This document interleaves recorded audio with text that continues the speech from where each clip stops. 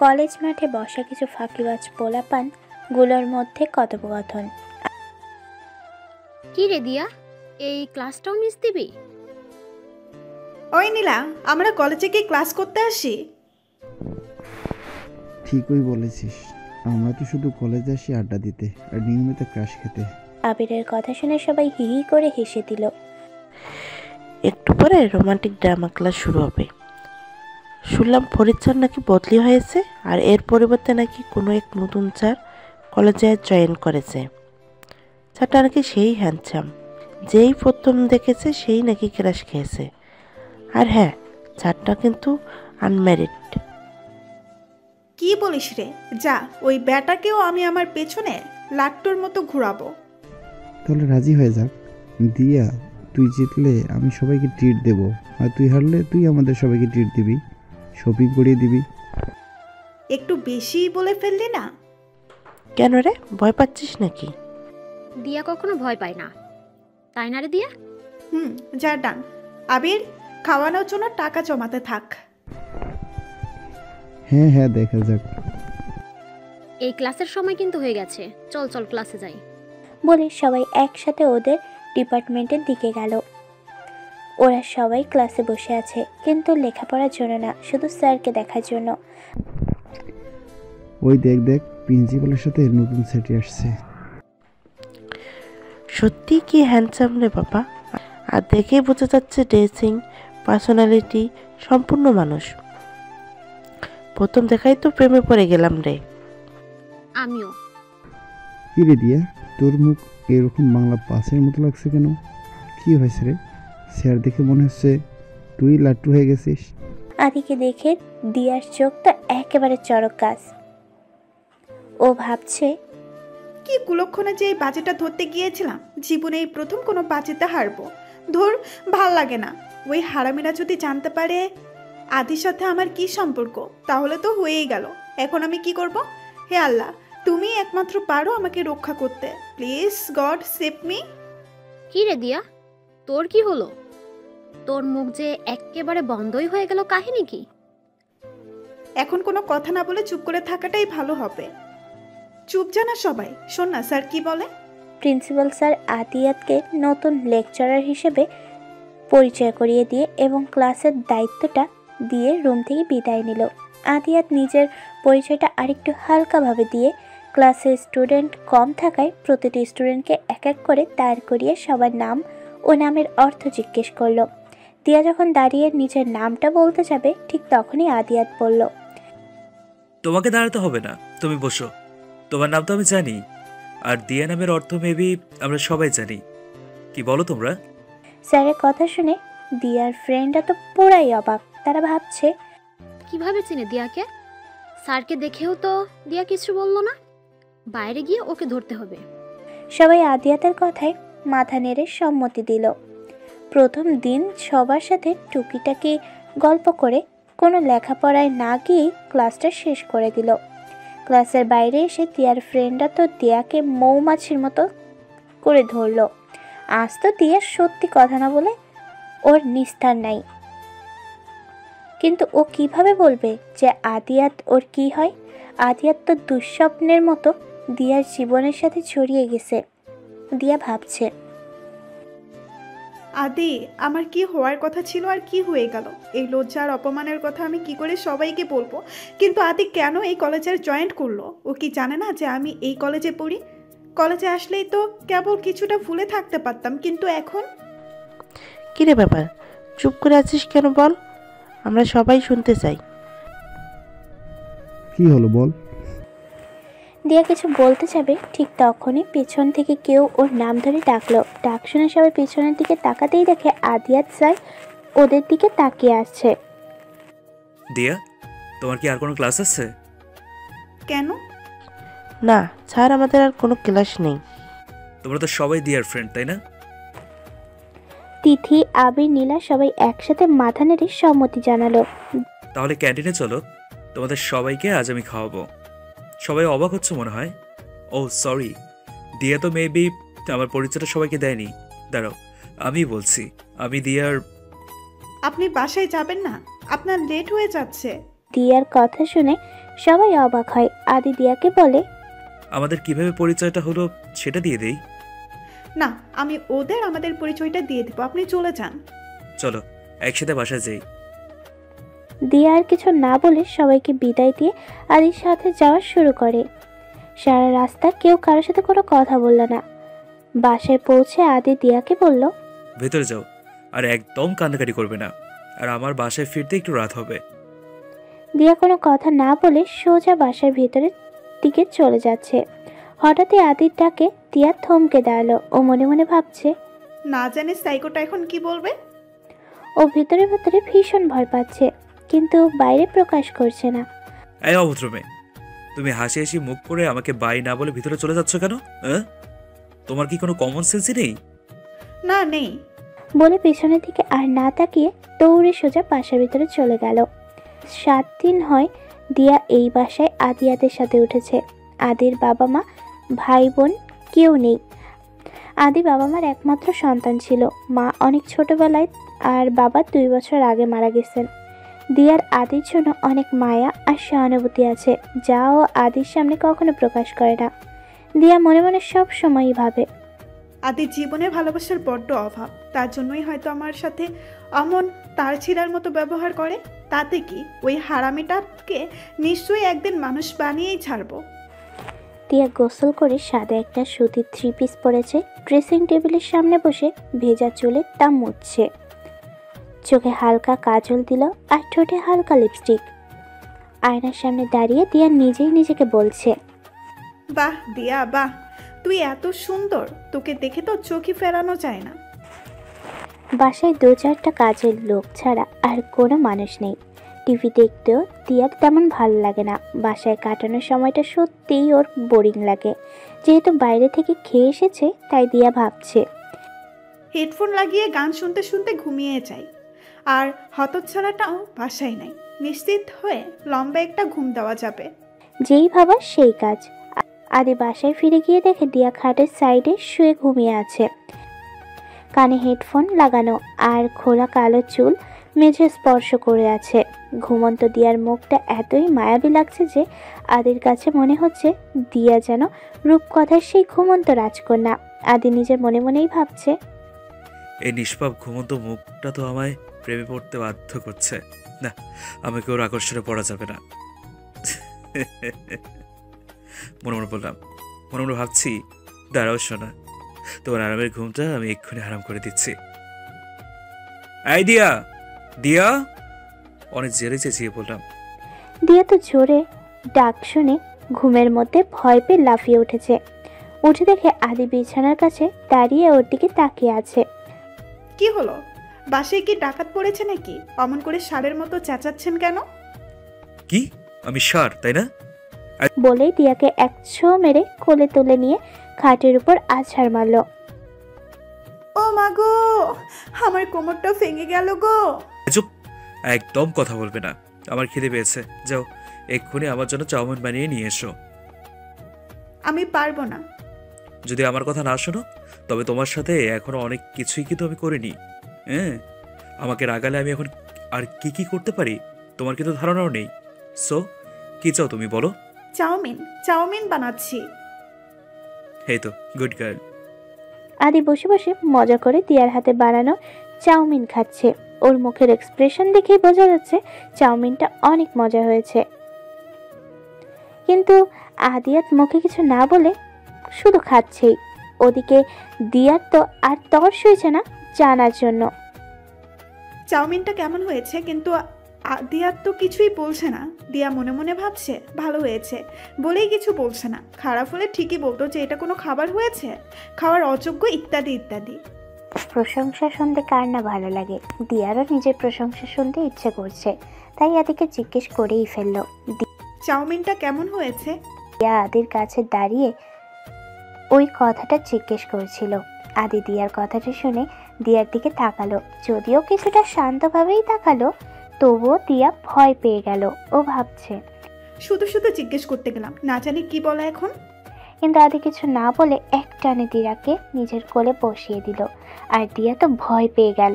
ও ভাবছে, এবার না বুঝি দুমদাম করে দুই একটা দিয়ে দেয়। কিন্তু আদি কিছু না বলে কোনো প্রকার এক্সপ্রেশন না দেখিয়ে নির্লিপ্তভাবে দিয়ার গালে একটা দিয়ে ওকে আবার নিজের কোল থেকে উঠিয়ে দিয়ে কোনো কথা না বলে মন দিয়ে আবার খেতে লাগলো। দিয়া তো পোড়াই থ। দিয়ার মুখের এক্সপ্রেশন দেখে আদি মিটিমিটি করে দুষ্টু হাসি দিল, কিন্তু দিয়া ওর দিকে তাকাতেই আবার গম্ভীর্য ভাব চেহারাতে আনলো। দিয়া রাগ করে ওখান থেকে চলে গেল। রাত প্রায় 2টা বাজে। হঠাৎ করে দিয়ার ঘুমটা ভেঙে গেল। বাইরে ঝড়ের শব্দ। ও বিছানা ছেড়ে উঠে খোলা থাকা জানালাটা বন্ধ করে বিছানায় এসে আবার শুয়ে পড়ল। বাইরে ভীষণ ঝড় শুরু হয়েছে। বিদ্যুৎ চমকাচ্ছে মাঝে মাঝে। দিয়া আর আদি পাশাপাশি দুটি আলাদা রুমে শোয়া। আদি ঝড় ভীষণ ভয় পায়, তাই ঝড় ওঠাতে ও দিশেহারা হয়ে গেল। ও কোনো ভাবনা চিন্তা না করে সোজা দিয়ার রুমে ঢুকে গেল। বিছানায় গিয়ে দিয়াকে শক্ত করে জড়িয়ে ধরলো। একে অন্ধকার রুম, তার উপর কেউ ওকে জড়িয়ে ধরেছে এই অনুভব করে দিয়া জোরে চিৎকার করে উঠতেই আদি দিয়ার মুখ চেপে ধরলো এবং বলল, আমি ঝড়ের মধ্যে ভয় পাবে বলে এই রুমে চলে এসেছি। দিয়া নিজের মুখ থেকে দিয়ার হাতটা সরিয়ে দিয়ে বলল, আমি মোটেও ঝড় ভয় পাই না, আপনি ওই রুমে চলে যান। কেন? আমি তোমাকে জড়িয়ে ধরে শুয়েছি, এটা তোমার ভালো লাগছে না? না, অসহ্য লাগছে। তাহলে আমি যা করলে তুমি কষ্ট পাও, আমি তো তাই করব। তুমি জানো না আমি তোমাকে কষ্ট দিতে চাই। হেই, ওয়েট ওয়েট ওয়েট, আমি এখন বুঝতে পেরেছি আসলে আপনি ঝড় ভয় পান বলে এই রুমে এসেছেন। ভিতর ডিম কোথাকার? কি? আমি ভিতর ডিম না? এই বলে একটানে দিয়াকে নিজের দিকে ঘুরিয়ে ফেললো।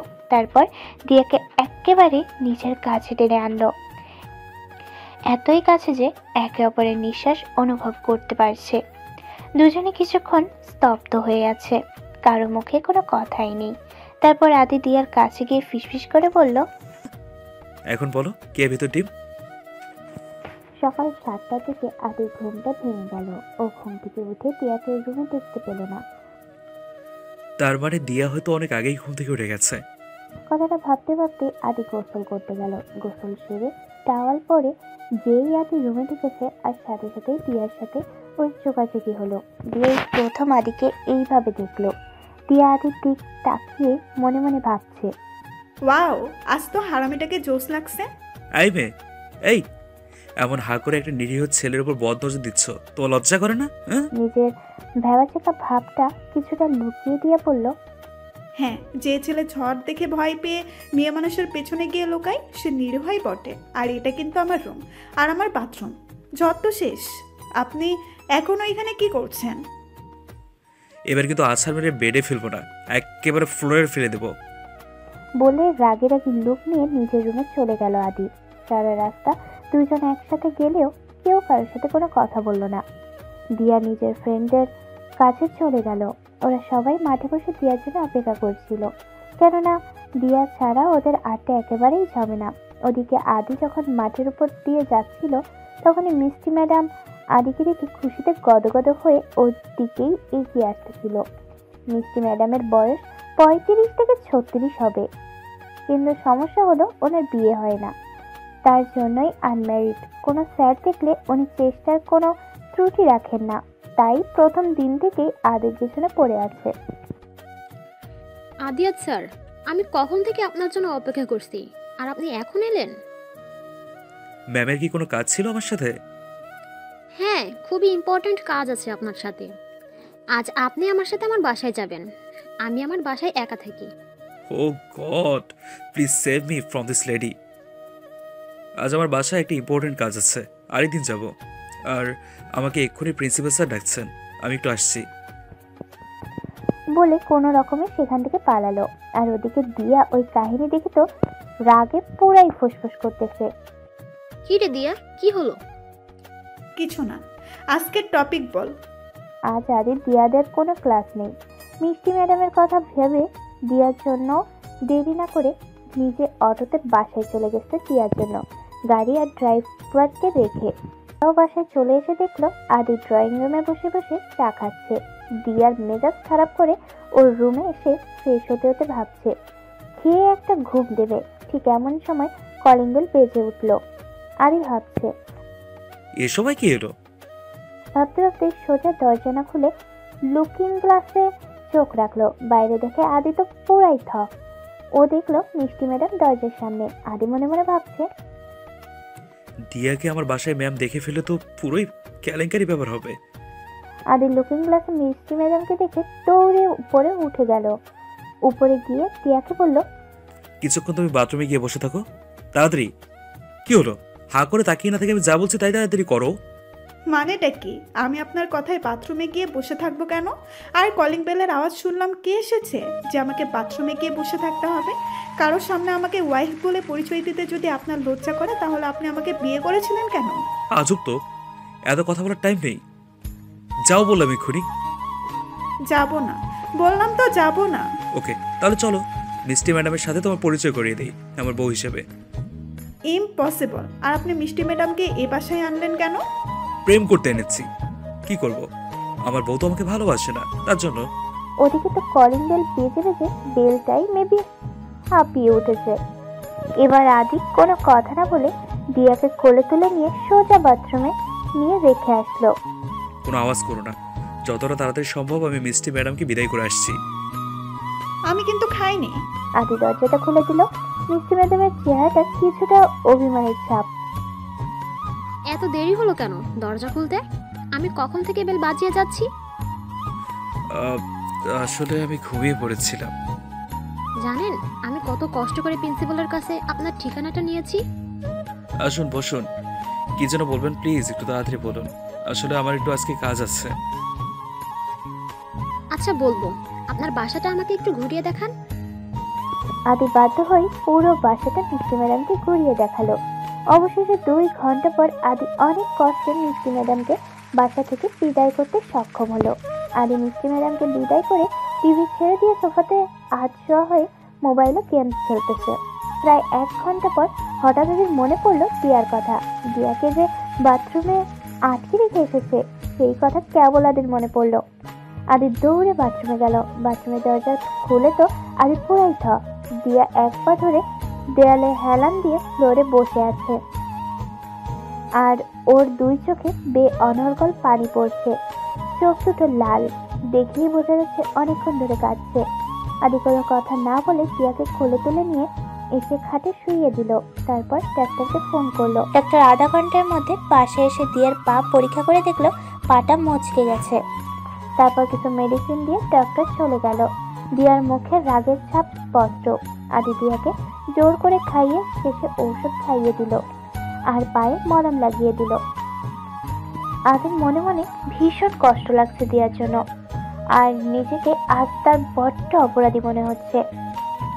আমি আজ এই রুমেই শোবো। কেন? আজ তো বাইরে ঝড় নেই। আছে। তার কোনো কথা বলল না, শুধু কিছুটা অবাক হলো। 3 মাস পর দুষ্টু মিষ্টি খুনসুটিতে এইভাবেই কেটে গেল 3 মাস। কাল ওদের কলেজে পয়লা বৈশাখ উদযাপনে এক বিরাট অনুষ্ঠান। সারা কলেজেই যেন উৎসবের ধুম লেগে গেছে। রিহার্সাল রুমে চলছে নাচ গান আবৃত্তি।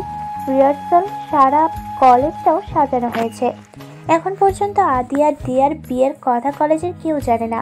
দিয়ার ফ্রেন্ডের সাথে আলোচনা করছে কাল কি কি করবে সবাই, কিরকম করে সাজবে ইত্যাদি ইত্যাদি। এমন সময় পুরো কলেজের সবচেয়ে হ্যান্ডসাম অ্যান্ড টপার ছেলেটির নাম দিগন্ত। প্রায় সব মেয়েরই ক্রাশও। দিগন্ত দিয়াদের সিনিয়র ভাইয়া। ওদের কাছে গিয়ে বলল, দিয়া একটু আমার সাথে আসবে? তোমার সাথে আমার কিছু জরুরি কথা ছিল, প্লিজ একটু আসো। আচ্ছা চলো। ওরা ওখান থেকে চলে যাবার পর এবার বুঝি দিগন্ত ভাইয়া দিয়াকে প্রপোজটা করেই দেবে। মানে কি বলছিস সব?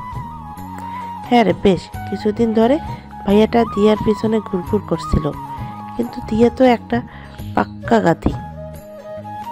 কেন যে আমি চোখে দেখলো না। লার কথা শুনে সবাই হিহি করে হেসে দিল। একটু নিরিবিলি সাইডে নিয়ে গিয়ে দিগন্ত দিয়ার হাতটা নিজের হাতে নিয়ে প্রপোজ করে দিল। আর ঠিক সেই মুহূর্তে আদি সেটা দেখে ফেললো। দিয়া কিছু বলার আগে আদি সেখানে গিয়ে টানতে টানতে দিয়াকে একটা ফাঁকা ক্লাসরুমে নিয়ে গেল। দিয়াকে আদি একেবারে দেয়ালের সাথে লাগিয়ে ওর চোখে চোখ রেখে বলল, এই মেয়ে, তুমি কি আমার সাথে থাকতে চাও না? হ্যাঁ, আমার কাছ থেকে মুক্তি পেলে কি তুমি খুশি হবে? আমি তো আবার তোমাকে বিয়ে করে তোমার জীবনটা ধ্বংস করে দিয়েছি, শেষ করে দিয়েছি, তাই না?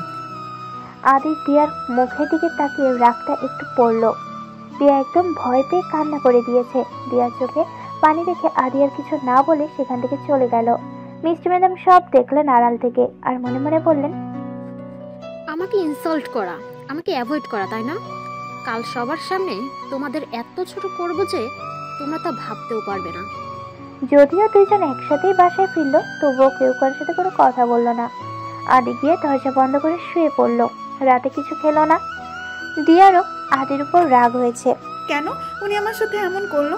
আমি কি ভাইয়ের প্রপোজটা অ্যাকসেপ্ট করেছিলাম নাকি? আমিও খাবো না, আর খেতেও ডাকবো না কাউকে। দিয়ার মন খারাপ, তাই হেডফোন লাগিয়ে গান শুনছে। প্রায় 2 ঘন্টা পর ওর নজর ওর পড়ার টেবিলের দিকে গেল। দেখলো সেখানে একটা চিঠি ভাঁজ করা আছে। ও গিয়ে চিঠিটা খুলে পড়তে লাগলো।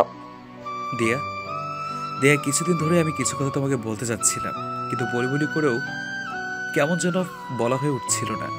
সরাসরি বলার চেয়ে চিঠিতে লেখা বা বলাও অনেক সহজ, তাই চিঠিই লিখলাম। কিছুদিন আগে তোমার আপু হঠাৎ আমাকে ফোন করে দেখা করতে বলে। মনে অনেক দ্বিধাদ্বন্দ্ব নিয়েই ওর সাথে দেখা করেই ফেললাম। পার্কে দেখা করেছিলাম। তোমার আপুর সাথে তার হাজব্যান্ডও এসেছিল। আমাকে সব কথা ওরা খুলে বলল। হিয়া বলল, আদি, তুমি আমায় ক্ষমা করে দিও। তোমার সাথে বিয়ে হওয়ার 2 দিন আগেই বাসা থেকে পালিয়ে আমি শিমুলকে বিয়ে করেছি। আমার বাবা মা তোমাকে অনেক ছোট করেছে সবার সামনে। জানি আমি ক্ষমার অযোগ্য, তবুও প্লিজ চেষ্টা করো। সেদিন আমার কোনো উপায় ছিল না। আমার সবচেয়ে প্রিয় মানুষটি যখন আমার জন্য সুসাইড করতে গিয়ে হসপিটালে ভর্তি হয়ে মৃত্যুর সাথে পাঞ্জা লড়ছিল, তখন আমি আর সবার সম্মানের দিকে তাকিয়ে চুপ করে থাকতে পারিনি। আর আমাদের বিয়েটাও তো একে অপরকে ভালোবেসে হচ্ছিল না।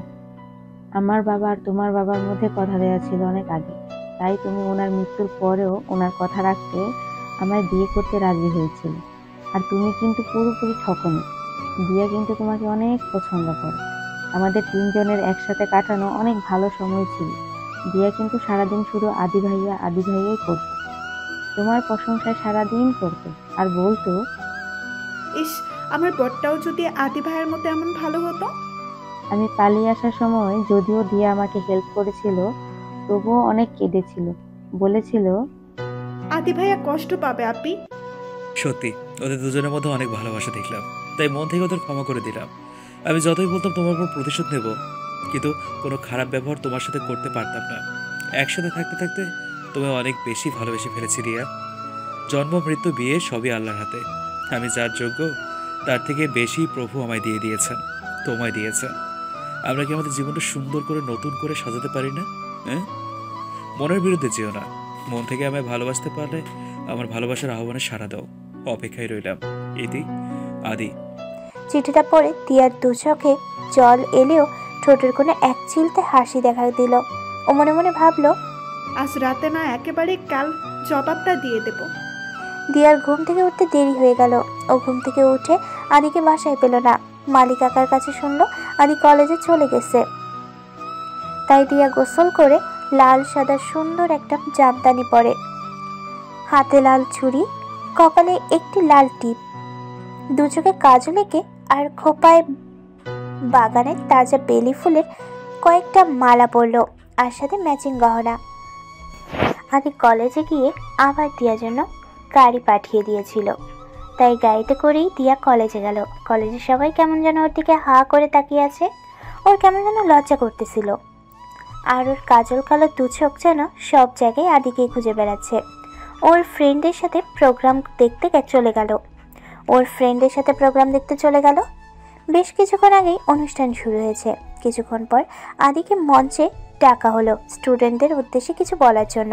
ঠিক তখনই মিষ্টি ম্যাডামের চামচে লিপি আর রিনা মাইকে বলল, আমরা আদিয়াত স্যারের সম্বন্ধে কিছু বলতে চাই। আদিয়াত স্যার একজন মিথ্যাবাদী। উনি বিবাহিত, আর দিয়া হচ্ছে ওনার স্ত্রী। ওদের কথা শুনে সবাই কানাকানি করতে লাগলো। তখন আদি মাইকের সামনে গিয়ে বলল, হ্যাঁ, আমি বিবাহিত। দিয়া আমার স্ত্রী, কিন্তু দিয়া আমার ইচ্ছে করে বিয়ে করেনি। ও পরিবারের চাপে বাধ্য হয়ে আমার বিয়েটা করেছে। ও এখনও ঠিক তোমাদের মতোই আছে, নিষ্পাপ, সরল। ও এখনও তোমাদের মতোই হ্যান্ডসাম কোনো ছেলে দেখলে ক্রাশ খায়। ওর 2 চোখে বড় হওয়ার অনেক স্বপ্ন আছে। ওর জীবনটা গুছিয়ে নেওয়ার আগেই তাই আমি তোমাদের বিয়ের কথা কাউকে জানাতে চাইনি। আমি চাইনি কেউ ওকে নিয়ে কোনো কটু কথা বলুক। আর এতে দিয়ার কোনো দোষ নেই। বিয়ের সংসার জিনিসগুলো কি তাই ও ভালো করে বোঝে না, ওইসব বোঝে না, কিচ্ছু বোঝে না। প্লিজ সবাই আমাকে মাফ করে দেবেন, প্লিজ।